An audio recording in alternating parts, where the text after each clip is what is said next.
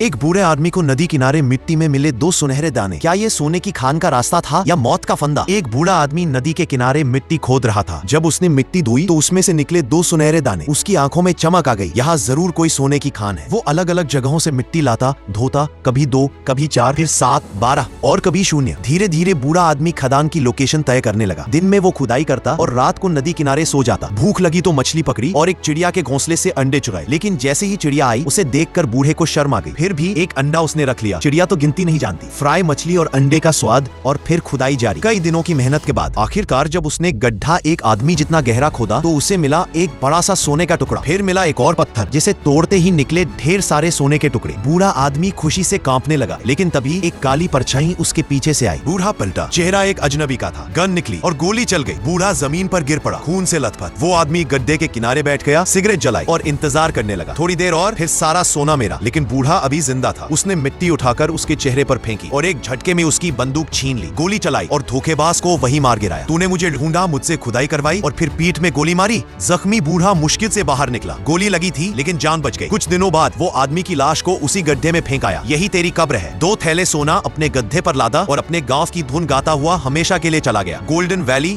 फिर शांत हो गई। नदी में मछलियां तैरने लगी, तितलियां उड़ने लगी। लेकिन शायद अगली बार कोई और कहानी जन्म ले।